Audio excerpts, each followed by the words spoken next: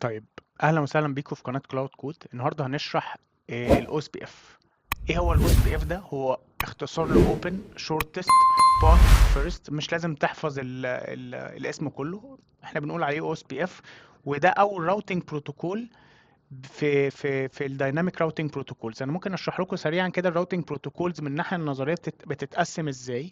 فاحنا عندنا مثلا ادي الراوتنج بروتوكولز بالمنظر ده، ماشي.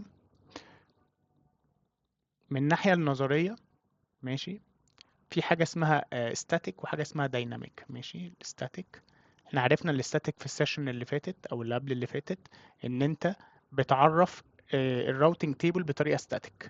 تبتدي بقى تخش على كل راوتر وتقول له عشان توصل للسبنت الفلانية اوصل لها من الانترفيس الفلانية او من النكست هوب الفلانية. وفي دايناميك. يعني ايه دايناميك راوتنج بروتوكولز؟ يعني السبنتس بتتعرف بشكل اوتوماتيك. يعني انت لو عندك راوتر هنا وراوتر هنا، في هنا سبنت مثلا للتبسيط اكس وهنا سبنت واي، الراوتر ده هيعرف ان واي من الراوتر دوت، ماشي، والراوتر ده هيعرف ان اكس من الراوتر دوت بطريقة اوتوماتيك. ده فكرة الدايناميك راوتنج بروتوكول. بتعمل ازاي؟ بان انت بتقوم نيبرشيب، ماشي، ما بين الراوترين بدايناميك راوتنج بروتوكول. ماشي، فالدايناميك راوتنج بروتوكول لما بيتعرف على الرواتر بتقوم حاجة اسمها نيبرشيب، ان انت جاري، انت راوتر اعرفه فاقدر ان انا اترستك واذاع لك السبنتس بتاعتي. تمام كده. طيب، الدايناميك راوتنج بروتوكولز اللي بتتقسم اصلا لاتنين، ماشي. حاجة اسمها اي جي بي، ماشي، وحاجه اسمها اي جي بي. دي حته نظري قوي مش لازم تعرفها قوي. اي جي بي دي انتيريور جيت واي بروتوكول واكستيريور جيت واي بروتوكول. ده يعني بروتوكول داخلي، خلينا نعرفها كده، داخلي، وبروتوكولات خارجيه. اشهر بروتوكولات الخارجيه ايه؟ او هو الوحيد تقريبا البي جي بي، ماشي، بوردر جيت واي بروتوكول. وده هنسمع عنه بعدين، هنعرفه بعدين، مش اصلا في السي سي ان اي.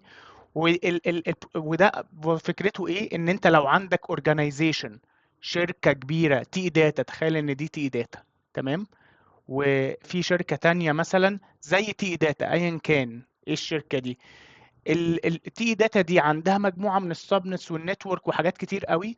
عشان تقدر ان هي تزحها لاورجانيزيشن تانية او مؤسسة تانية او شركة تانية، لازم تزحها او تبعتها بالبروتوكول بتاع البي جي بي. ماشي. الاي جي بي ده داخلي. داخلي ايه يعني؟ جوه بقى شركه تي داتا دي، ماشي، او شركه وي دي، جوه بقى السبنس دي بتتذاع ازاي وبتتعرف ازاي على الرواتر وبيذيعوها لبعض ازاي؟ ببروتوكول داخلي. اشهر بروتوكول داخلي ايه؟ هو الاو اس بي اف. دول اكتر بروتوكولين اصلا انت هتتعرض لهم في حياتك. يبقى الاو اس بي اف لو انت عندك شركه زي تي داتا، جوه الشركه عايز تذيع السبنس بشكل اوتوماتيك، هتعرف بروتوكول داخلي. اشهرهم ايه؟ الاو اس بي اف. لو انت ما بين شركتين كبار وعايز تذيع الشبكات ما بين الشركتين الكبار دول، بتعرف بروتوكول اسمه البي جي بي، اللي هو خارجي بوردر جيت واي بروتوكول. نرجع بقى للاو اس بي اف دلوقتي. ايه بقى؟ احنا كده خلاص عرفنا الراوتنج بروتوكول تقسيمته عامله ازاي. نرجع بقى، احنا عرفنا الاو اس بي اف مكانه فين في التري ديت. يعني ايه بقى اصلا الاو اس بي اف؟ او الاو اس بي اف ده ايه الخصائص بتاعته؟ اول خاصيه خالص حاجه اسمها الهالو تايمر. ايه الهالو تايمر ده؟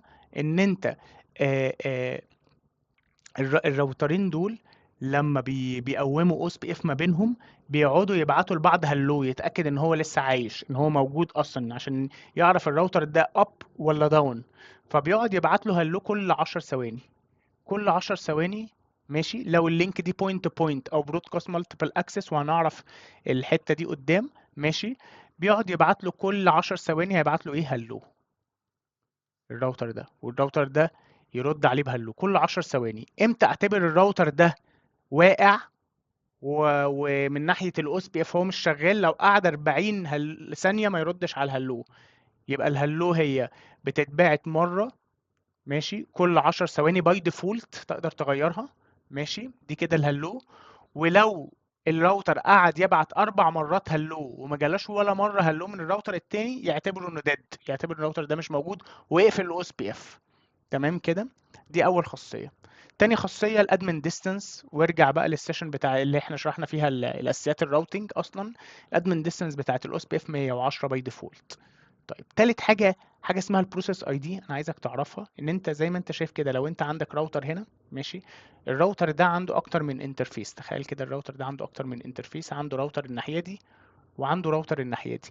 ممكن تعمل حاجه اسمها بروسيس اي دي. ماشي، يعني بروسيس اي دي، البروسيس اي دي بتقسم الراوتنج تيبل بتاع الراوتر لاكتر من انستنس. ماشي، او مش الراوتنج تيبل، الداتابيز بتاعه الاو اس بي اف. وهنعرف يعني ايه داتابيز دلوقتي، بس اللي عايزك تعرفه سريعا كده ان انت الراوتر ده لو انت حطيت دي في انستنس وحطيت دي في انستنس مختلفه، الانترفيس دي يعني الانستنس هنا مثلا كانت واحد، والانستنس دي بتاعت الاو اس بي اف 2، وهنعرف يعني ايه انستنس. معنى كده ايه؟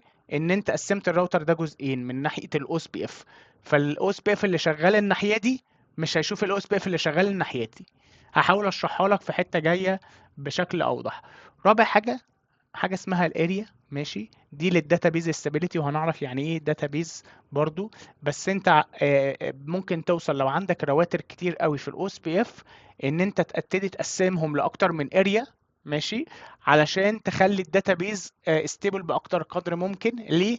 علشان لو في اي روت اتغير او اي ابديت في الداتابيز، هتضطر كل الرواتر اللي في نفس الاريا دي تغير الداتا، تابديت الداتابيز. فده هيعمل انستابيليتي. عقبال ما تابديت الداتابيز الراوتنج تيبل ممكن يتهز معاك. فالاحسن ان انت تقسمهم ارياز مختلفه، بحيث ان كل اريا منعزل عن الاريا التانيه. فلو حصل اي مشكله في نتورك في اريا معينه، الابديت ده مش هيسمع في الارياز التانيه. ده كده باختصار. طيب نعرف يعني ايه بقى نيبر شيب. كنت بقول لكم ان احنا لازم نقوم نيبر شيب ما بين الراوترين. نيبر شيب دي بتقوم ازاي؟ ليها مراحل. ماشي، اول مرحله خالص ان الراوتر بيبعت حاجه اسمها هلو. ماشي، الهلو ده بيبقى فيها حاجه اسمها الراوتر اي دي. ماشي، كل راوتر لما بيقوم او اس بي اف بيختار حاجه اسمها راوتر اي دي، يعني زي اي دي كده يعرف بيه الراوتر. فممكن يختاره في الاغلب، انت ممكن تحطه باي كونفيجريشن، او بياخده من واحده من الانترفيسز اللي على الراوتر. يعني انت لو هنا في انترفيس واحد واحد واحد واحد، ممكن تلاقي الراوتر اي دي اتاخد بقى واحد واحد واحد واحد هنا. ماشي، وبيبتدي يقول له خلي بالك انا هلو، انا الراوتر اي دي بتاعي كذا. التايمرز بتاعتي اللي احنا قلناها اللي هي كل مثلا 10 ثواني ببعت هلو، وهعتبرك ديد بعد 4 مرات ما تبعتليش هلو. التايمرز بتاعتي كذا، وانا جزء من اريا كذا. وزي ما قلنا احنا هنتكلم اكتر عن الاريا، بس هي الديفولت اريا بتبقى زيرو، رقم زيرو. ماشي، ففي الاغلب لو انت ما لعبتش في الارياز وما عملتش ارياز وبتاع، هتبقى انت في اريا زيرو. ده كده رقم واحد. يبقى الراجل ده بعت للراجل ده هلو، الراجل ده هيروح عامل ايه؟ باعت هو كمان هلو، يقول له خلي بالك انا الراوتر اي دي بتاع 2222، وانا افترض مثلا ان في انترفيس هنا 2222. الراوتر ممكن يبقى عليه اكتر من انترفيس، فهي ليها طريقه معينه. فالراوتر في الاخر هينقي انترفيس من الانترفيسز ديت. او ممكن انت تخش بالكونفيجريشن تقول له يا راوتر بالنسبه للاو اس بي اف الاي دي بتاعك هيبقى كذا. ماشي، طيب يبقى هيقول له الراوتر اي دي بتاعي كذا، التايمرز بتاعتي كذا، الاريا كذا. لو التايمرز زي بعض والاريا اي دي زي بعض والاريا تايب ماشي زي بعض، وهنعرف يعني ايه اريا تايبز ممكن في السي سي ان بي مش هنا. لو الثلاث شروط دي اتحققت، ان التايمرز هي الاريا اي دي هي دي اريا زيرو، الانترفيس دي في اريا زيرو والانترفيس دي في اريا زيرو على راوتر 2، والتايب الاريا تايب هي. ماشي، ساعتها الرواتر دي هيقوموا، هيعتبروا بعض نيبرز. ماشي، لو التايمرز مش هي مش هينفع يقوموا نيبرز. لو الاريا اي دي مش هي مش هينفع يقوموا النيبر شيب. فالثلاث شروط دي اتحققت. ماشي، وحط عليها حاجه اسمها السبنت. ماشي، ان انت السبنت ديت او الانترفيس دي والانترفيس دي مع بعض في نفس السبنت. ماشي، يبقى الاربع شروط دول لما تيجي تتسأل عن الاربع شروط اللي بيقوموا الاو اس بي اف نيبر شيب، هم دول الاربع شروط. لو الاربع شروط دول اتحققوا، ماشي، هيبتدي بعد كده الراوتر ده يبعت للراوتر ده يقول له تمام انا شايفك كنيبر عندي، انا اعتبرتك نيبر، وده يقول له انا اعتبرتك نيبر. والستيت دي اسمها تو واي. يعني لما بتيجي تعمل شو اي بي او اس بي اف نيبر، ماشي، تبتدي تشوف النيبر شيب بالاوس بي اف على الراوتر ده، هتلاقي ان الراوتر ده لو عدينا المرحله دي هتبتدي تشوف ان الراوتر ده كده نيبر بستيت تو واي، معنى كده ان احنا عدينا المرحله دي وان انا اعتبرتك كده نيبر. بعد ما عدينا بقى التو واي دي بنخش في مرحله تانية حاجه اسمها الاكس ستارت. ماشي، يبقى دي كده المرحله الاولى اللي هي التو واي. المرحله الثانيه حاجه اسمها اكس ستارت. ايه الاكس ستارت دي؟ بنعرف راوتر من الراوترين يبقى هو الماستر، ماشي، والتاني سليف، وهنعرف ليه. ماشي، يبقى الاكس ستارت دي في راوتر من الراوترين هيبقى elected او selected ان هو يبقى الماستر. المرحله الثالثه حاجه اسمها الاكستشينج، والكلام ده يعني بالنسبه لي انا بقى من يعني الحته دي نظري شويه بس يعني جود تو نو، بس انا شخصيا اولموست قليله ولو تعرضت لها. ماشي، بس جود تو نو ان انت تعرفها. الاكستشينج ده بيحصل فيها ايه؟ بنبتدي بقى اكستشينج سمري بالداتابيز. ماشي، وهنعرف يعني ايه داتابيز قريب، مش في الحته ديت. طيب، ايه السمري بتاعت الداتابيز دي؟ ماشي، ان انت بيبقى عندك مجموعه من الداتابيز فيها كل الانترفيسز اللي عندك، خلينا نتخيلها كده. فبتبعت له كده، او حاجه اسمها ال اس اي، وهنعرف يعني ايه ال اس اي دلوقتي. بتبعت له كده سمري بالداتابيز اللي عندك، او سمري بالال اس ايز اللي عندك، سمري بس بالال اس ايز. ماشي، كماستر، يعني انت الراوتر ده بقى ماستر، ماشي، والراوتر ده بقى سليف في الاكس ستورت. ماشي، ده elected او انتخب معلش العربي بتاعه وقت بيبقى زي الزفت، انا اسف. انتخب ان هو يبقى الماستر، تمام. طيب، الخطوه الثالثه ايه؟ ان هنخش في حاجه اسمها الاكسشينج ستيت. الماستر هيبتدي يبعت للسليف يقول له خلي بالك دي الداتابيزز، داتابيز سمري اللي عندي، سمري بالداتابيز، وهنعرف يعني ايه داتابيز. ماشي، الراوتر ده هيعمل ايه؟ هيقارن ال اس ايز اللي عنده، وهنعرف يعني ايه ال اس اي جايه، معلش اعتبرها روتس دلوقتي. يعني اعتبر ان الاكسشينج دي ان الراجل ده بيبعت له سمري بالروتس اللي عنده اللي هو شايفها. انا اقدر اوصل لكل الشبكات دي، تمام. فالراوتر 2 بيعمل ايه؟ بيبتدي يبص على الشبكات اللي عنده ويشوف لو في حاجه عنده هو مش عارفها في السمري دي. فتخيل كده مثلا الراوتر ده مثلا قال له انا اعرف شبكه واحد وشبكه اتنين وشبكه تلاته. فالراوتر ده يبتدي يشوف انا يعرف شبكات ايه، فلقى ان هو يعرف واحد واثنين بس ثلاثة ما يعرفهاش. ماشي، فهيروح باعت للراوتر ده، يعني راوتر اتنين هيبعت لراوتر واحد يقول له خلي بالك انا ال اس اي رقم ثلاثة مش عندي، ممكن تبعتها لي. فنخش في الستيت الرابعه اللي هي اسمها اللودنج، اللي هي بقى زي ما قلت لك كده اللي هي اللينك ستيت ريكويست. ان الراوتر 2 ده هيقول له انا لقيت ان انا ال اس اي 3 او روت 3، خلينا نقولها كده، ناقص عندي، مش باين في اللي انت بعت لي الداتابيس سمري او الروتس اللي انت بعتها لي. بتقول لي ان انت عندك روت لواحد واثنين وثلاثه، او ال اس اي واحد واثنين وثلاثه. انا عندي واحد واثنين بس، ما عنديش ثلاثه ناقصه، فممكن تبعت لي ثلاثه. فساعتها الراوتر ده هيبعت له ال اس اي ابديت اللي هو يقول له فيها خد ال اس اي 3 بس. والعكس صحيح يتم من الناحيه دي لو في حاجه ناقصه عند راوتر واحد. وبعد كده يخشوا في ستيت اسمها الفول. لما تلاقي الستيت اللي هي اسمها الفول دي يبقى احنا كده الاو اس بي اف او نيبر شيب تمت بنجاح، عملنا اكسشينج للروتس والدنيا ستيبل. مظبوط كده. يبقى ممكن اقولها باختصار، اول حاجه بنقوم حاجه اسمها تو واي، ان احنا اصلا نقوم كنيبرز بالهلو لازم يبقى التايمر والاريا اي دي والاريا تايب والسبنت زي بعض. لو الاربعه دول زي بعض هنبقى نيبرز. بعد كده بنخش في ستيت تانية اسمها الاكس ستارت. الاكس ستارت دي في راوتر من الراوترين بيبقى الماستر. الماستر ده هو الراوتر اللي بيبتدي يبعت حاجه اسمها الداتابيس سمري. فقلنا راوتر واحد هنا مجازا هيبقى هو الماستر. هيجي بعد كده في الاكسشينج يبعت له داتابيس سمري يقول له دي كل الروتس او كل ال اس ايز، وهنعرف يعني ايه ال اس اي بس مجازا بقول روت اللي انا اعرفها. فالراوتر 2 هيقارن ال اس ايز اللي عنده ويقول له انا ناقص عندي ال اس اي الفلانيه. الكلام ده بيتم ايه؟ في اللودنج ستيت. هيقول له خلي بالك انا ال اس اي 3 مثلا ناقصه عندي. ده حاجه اسمها لينك ستيت ريكويست ال اس ار. كده انا بريكوست ال اس اي. فراوتر واحد يرد عليه يقول له ابديت ال اس اي، ابديت ال اس يو، يقول له خد ال اس اي 3 بس كده. بعد كده نوصل لمرحله الفول. ده كده باختصار قصه النيبر شيب بتاعه الاوس بي اف. لو جينا نشوف الكلام المكتوب هنا هنقول ايه؟ اتش روتر والاكسشينج هلو with info about timer والاريا اي دي والراوتر اي دي. احنا طبعا فهمنا الموضوع ده. بعد كده في حاجه اسمها اللينك ستيت ادفرتايزمنت، دي حاجه اسمها ال اس اي. دي بيبقى فيها الروتس. ماشي، وليها تايبس كتير قوي، بس مجازا هي بتوصلك ان انت تعرف كل الروتس اللي عندك في اللي الراوتر ده عارفها. طيب، يبقى دي حاجه اسمها لينك ستيت ادفرتايزمنت ال اس اي. طيب، ليها انواع كتير قوي ال اس اي دي. اشهر نوع فيها او اول نوع اللي هو ال اس اي تايب 1. يعني ايه ال اس اي تايب 1؟ ان كل راوتر بيبعت يقول انا الانترفيسز بتاعتي كذا. يعني راوتر واحد ده ممكن يبقى عنده انترفيس هنا، انترفيس هنا، انترفيس هنا، انترفيس هنا، 4 انترفيسز، ماشي. وكل انترفيس بورت من سبنت معينه. فيقول له ايه؟ انا عندي 4 انترفيس. راوتر واحد ده هيبعت لراوتر 2، ماشي، يقول له خلي بالك انا عندي 4 انترفيسز، ماشي. ال4 انترفيسز دول الايباد بتاعتهم كذا، وعشان توصل لهم هتوصل لهم بمشقه كذا. تمام كده.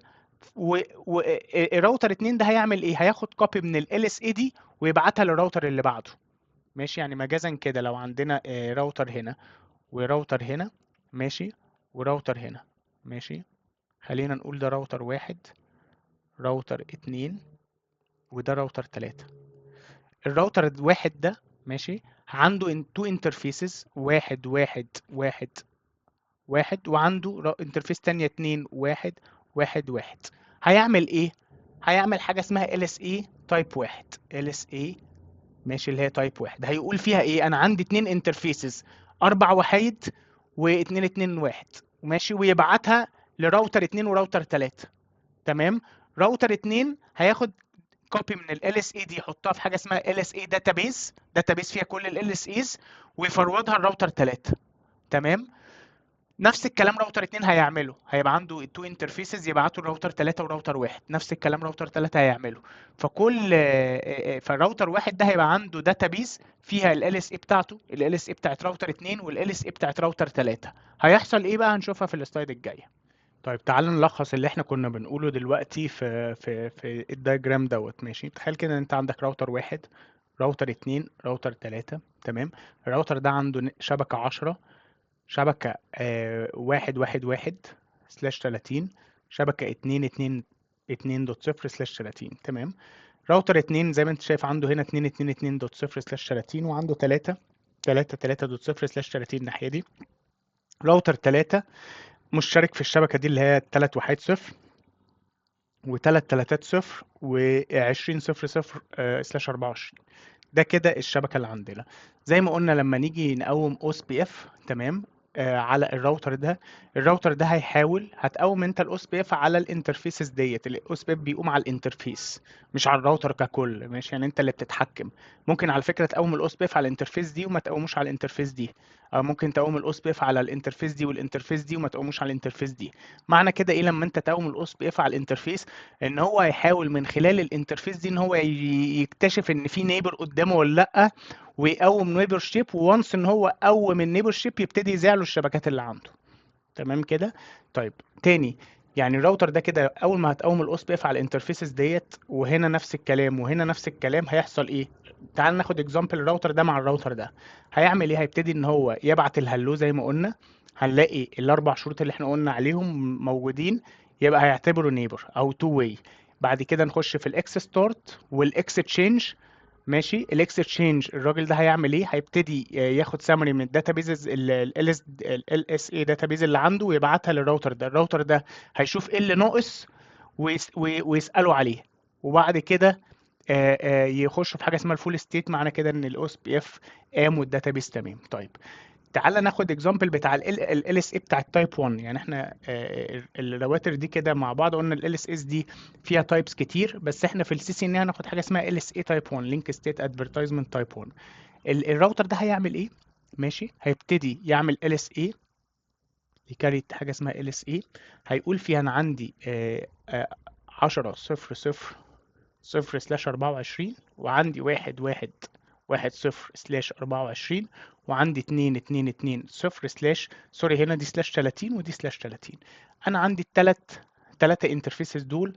وعشان توصل لدي مثلا هتوصل بمشقة 20، هتوصل دي المشقة 30، والمشقة 40. ماشي. المشقة الكوست ده بيتحسب ازاي؟ بيتحسب بالباندويتس، ماشي، او 10 باور 8 لو انا مش غلطان، على سوري بقى، بيتحسب الباندويتس على 10 باور 8. فحسب السبيد بتاعت الانترفيس دي المشقة بتاعتها هتبقى عالية او واطية. ماشي. فكل ما الباندويث بتعلى، ماشي، ماشي، كل ما الباندويث هتعلى، او هو العكس على فكرة، 10 باور 8 انا اسف على الباندويث. ماشي. فكل ما الباندويث بتعلى، ماشي، كل ما المشقة تقل. كل ما الباندويث بتعلى كل ما المشقة تقل. ليه؟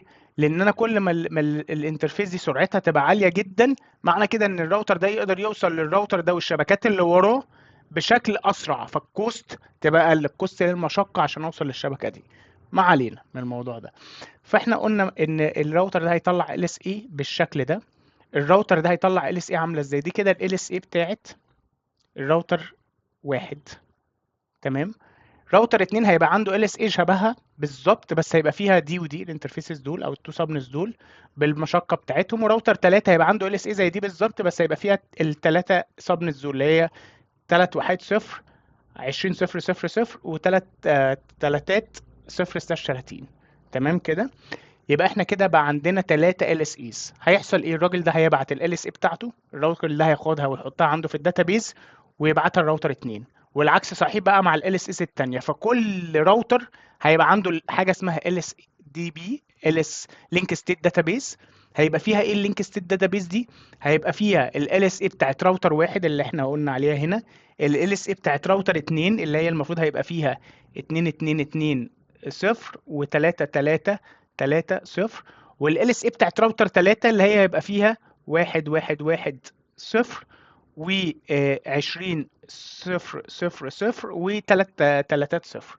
يبقى دي كده كل راوتر من دول عنده نفس الداتابيز بالظبط. ال اس اي داتابيز او اللينك ستيت سوري داتابيز فيها ال اس اي بتاعت راوتر 1 راوتر 2 راوتر 3، كل الراوتر عندهم نفس الداتابيز بالظبط. الخطوه اللي بعديها هيحصل ايه؟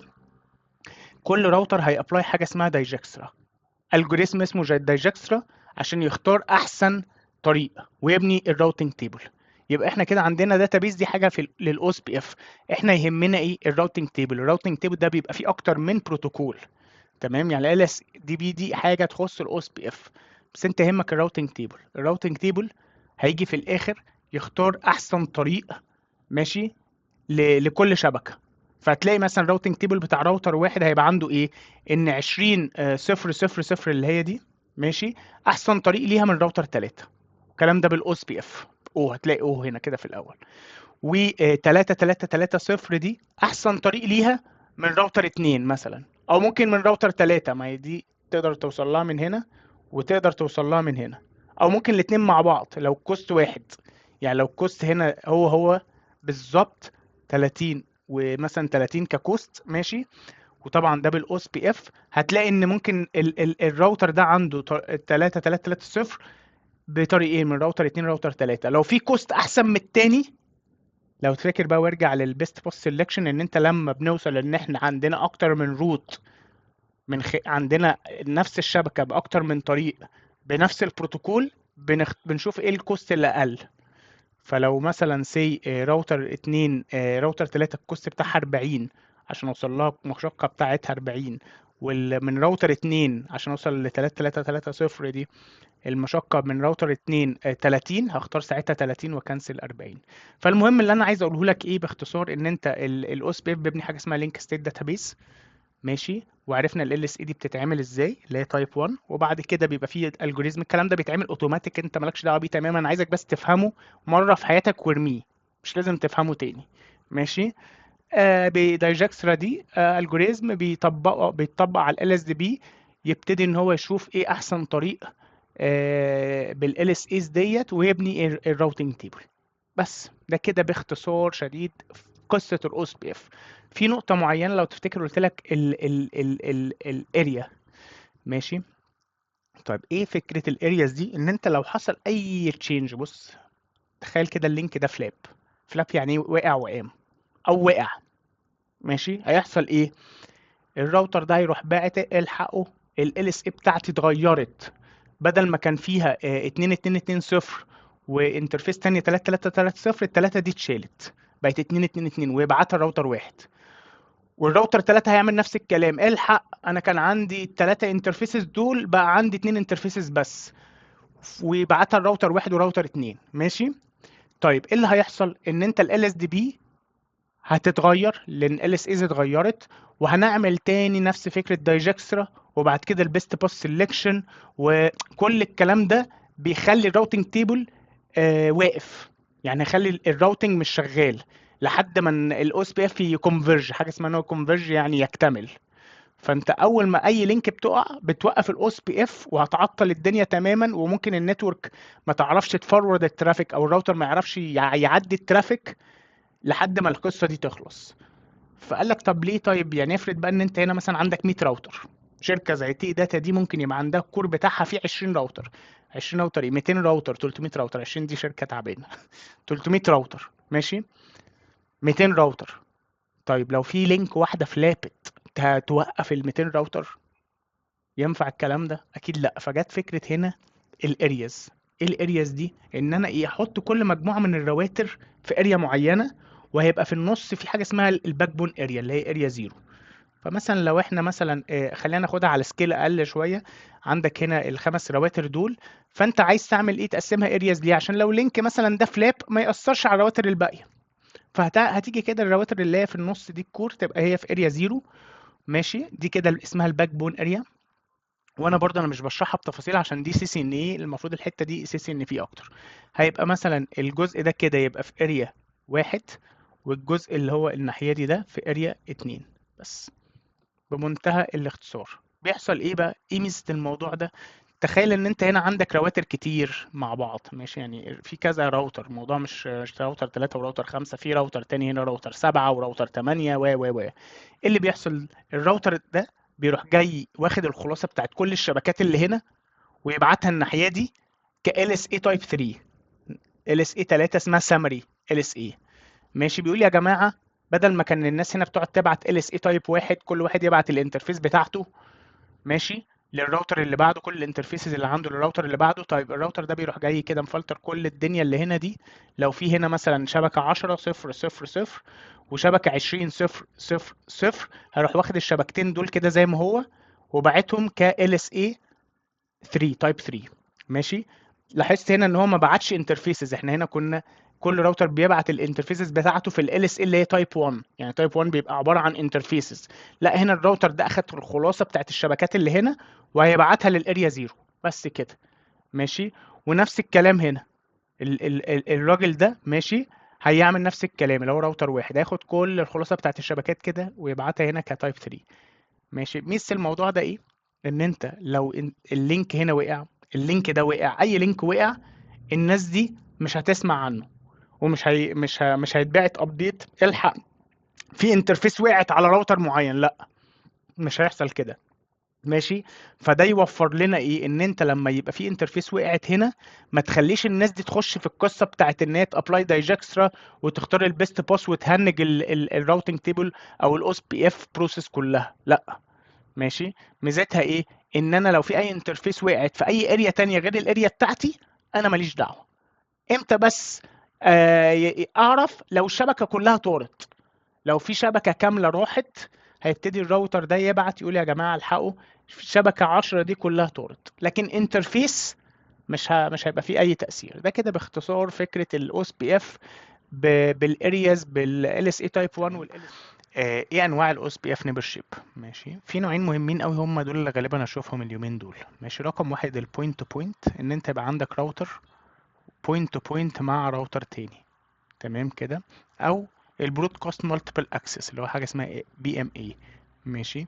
ان انت الرواتر بتبقى واصله على سويتش ايثرنت سويتش، تمام كده. ففي الحاله اللي هي البوينت تو بوينت دي هنقوم نيبر شيب عادي خالص زي ما شفت انت في السلايد اللي فاتت، تمام. لو احنا هنا بي ام اي ماشي، يعني عندنا اكتر من راوتر واصل على سويتش، فبالتالي الراوتر ده عنده اكتر من نيبر على نفس الانترفيس، تمام. عشان كده اسمها مالتيبل اكسس. هيحصل ايه؟ هنلكت حاجه اسمها ديزيجنيتد راوتر، دي ار، ديزيجنيتد راوتر. ماشي. الدي ار ده بيبقى بالكونفيجريشن، ممكن انت تكونفيجر ان هو يبقى اعلى برايورتي. فاعلى برايورتي، الراوتر صاحب اعلى او اس بي اف برايورتي هو هيبقى الدي ار. يعني انت ممكن تيجي هنا على الراوتر ده مدي الانترفيس دي برايورتي 100، لو انا مش غلطان الديفولت كانت 100، وتدي ده 200، وتدي ده 250. هيحصل ايه؟ الراوتر ده هيبقى هو الدي ار، اعلى برايورتي.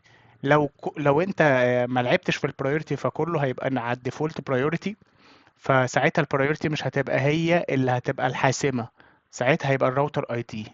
فالراوتر صاحب اعلى راوتر اي دي، تمام، هو اللي هيبقى الديزيجنيتد راوتر. فلو هنا مثلا الراوتر ده 3 3 3 3، ده الراوتر اي دي بتاعه، وده 2 2 2 2، وده 1 1 1 1 الراوتر اي دي، ساعتها الراوتر ده هو اللي هيبقى الدي ار. ليه؟ عشان هو صاحب اعلى راوتر اي دي. طب الراوتر اي دي اصلا بنختاره بناء على ايه؟ زي ما قلت لك، انا قلت لك اول طريقه ان انت بتعمله كونفيجريشن، بتخش على الراوتر ده بالكونفيجريشن، تقول له انت هتاخد راوتر اي دي كذا، تمام. او لو انت ما عملتلوش كونفيجريشن، ما عملتش كونفيجريشن للراوتر اي دي، هيبقى هو هايست لوب باك. اللوب باك ده نوع من انواع الانترفيسز على الراوتر، وهتكلم عليها في سيشن بعد كده. لو انت ما كونفيجرتش لوب باك، هيبقى هو الاعلى اكتف انترفيس. يعني انا عندي راوتر كده، الراوتر ده لو هو انت عملت له كونفيجريشن لراوتر اي دي بايدك مانيوالي، هيبقى ساعتها الراوتر اي دي ده هو اللي هيبقى الراوتر اي دي بتاع الاو اس بي اف اللي انت عملت له كونفيجريشن. يبقى انت بالكونفيجريشن. لو انت ما عملتش كونفيجريشن، هيشوف في اي لوب باك انترفيس على الراوتر، وهنعرف يعني ايه لوب باك انترفيس قدام. اعلى لوب باك انترفيس هي اللي هتبقى الراوتر اي دي بتاعه الاو اس بي اف. طب لو مفيش لوب باك انترفيس، يبقى اعلى فيزيكال انترفيس. يعني ايه اعلى اكتف فيزيكال انترفيس؟ يعني لو عندك انترفيس هنا وانترفيس هنا وانترفيس هنا، تمام، الانترفيس دي واقعه، ماليش دعوه بيها، انا عايز اكتف يعني يكون اب، الانترفيس تكون اب. هتشوف اعلى انترفيس، ماشي، هي اللي هتبقى الراوتر اي دي. يعني ايه اعلى انترفيس؟ يعني لو دي 1 1 1 ودي 2 2 2 2، انهي اكبر، الواحد ولا الاثنين؟ اكيد الاثنين، فيبقى ده هو الراوتر اي دي. يبقى باختصار الديزيجنيتد راوتر ايه؟ ماشي، الديزيجنيتد راوتر ده هو الراوتر، ماشي، اللي هيبقى واخد اعلى برايورتي، ماشي، بالاو اس بي اف. زي ما قلنا دي بتتعمل بالكونفيجريشن. لو البرايورتي متسابه للديفولت، هيبقى هو الراوتر صاحب اعلى راوتر اي دي. وعرفنا الثلاث طرق اللي انت ممكن تكونفيجر بيها الراوتر اي دي. طيب تعالى نشوف كده في الحاله بتاعتنا، تعالى نتخيل كده ان الراوتر ده بقى هو الدي ار. ماشي، الراوتر ده بقى هو الدي ار. ليه؟ عشان احنا عملنا كونفيجريشن للانترفيس دي ببرايورتي عاليه بالاو اس بي اف، فاصبح هو الدي ار. هيحصل ايه بقى في الحاله بتاعتنا دي؟ الدي ار ده هو اللي بيستقبل الابديتس وبيبعت ابديتس لكل الاجهزه. عشان ايه؟ افرض انت هنا مثلا عندك راوتر كمان هنا، ماشي، راوتر 4. طب انا كل مره هقعد اعمل يحصل ابديت، هنقعد بقى راوتر واحد ده يبعت لراوتر 4 وراوتر 3 وراوتر 2، ويقوم نيبر شيب مع راوتر 4 وراوتر 3 وراوتر 2؟ قال لك لا يا باشا، احنا هنعمل حاجه اسمها ديجنيتد راوتر. كل بقى الرواتر دي تقوم النيبر شيب معاه. فانت كل الديفايسز هتبيلد النيبر شيب مع الدي ار بس، مش مع الرواتر التانية. وكل الابديتس تتبعت للدي ار، والدي ار هو اللي يبعتها للرواتر التانية. فهو يعتبر منظم للابديتس والنيبر شيب وكل الكلام ده. طيب، الكلام ده بيتم امتى؟ لما يكون عندنا ايثرنت سويتش هنا في اللي هي برودكاست مالتيبل اكسس. لما يكون عندك سويتش اكتر من راوتر واصل عليه، تمام. طيب، إيه الاوس بي اف بقى كونفيجريشن؟ ماشي، الاو اس بي اف كونفيجريشن بتعمل ازاي؟ هتخش على الراوتر مثلا راوتر 2، ماشي، في الكونفيج مود، ماشي، هتعمل ايه؟ هتكتب راوتر او اس بي اف والبروسيس اي دي، ماشي، خلينا نقول مثلا هنخليها واحد. هتقول نتورك، ماشي، تعرف النتورك اللي انت عايز ان هي تبقى جزء من الاو اس بي اف. يعني ايه؟ الراوتر ده ممكن يكون عنده، خلينا ناخد مثلا اكزامبل هنا، ماشي، الراوتر ده ممكن يكون عنده، ماشي، انترفيس هنا وانترفيس هنا، ماشي. الانترفيس دي سي 10 0 0 0، والانترفيس دي 20 0 0 0. انا عايز اقوم الاو اس بي اف هنا وهنا على التو انترفيسز دي. هعمل ايه؟ هروح كاتب راوتر او اس بي اف واحد. هكتب هنا راوتر او اس بي اف واحد في الكونفيج مود، ده اول سطر. تاني سطر هروح اعمل ايه؟ نتورك، ماشي، هقول له الشبكه اللي هي 10، ماشي، 0 0 0، دي هتبقى في اريا 0، ماشي. طبعا الاريا دي انت ممكن تختارها بمزاجك، بس احنا قلنا الديفولت بتبقى 0. لو انت عايز تقسم بقى انت كل مجموعه في اريا دي بقى موضوع تاني محتاج ان انت بقى يعني ايه هيحتاج شويه تفاصيل، بس يعني خلينا نقول البيزك كونفيجريشن كده هتبقى بالمنظر ده: نتورك 10 0 0 0 اريا 0، ونفس الكلام على الانترفيس دي: نتورك 20 0 0 0 اريا 0. لو الانترفيس الناحيه دي في اريا والانترفيس الناحيه دي في اريا، ساعتها هتبقى مثلا دي اريا 0، وهتقول مثلا نتورك 20 0 0 0 اريا مثلا 1، على حسب بقى كل انترفيس في انهي اريا. بس ده كده باختصار فكره الاو اس بي اف. السيشن الجايه هنوريكم الكلام ده بالكونفيجريشن.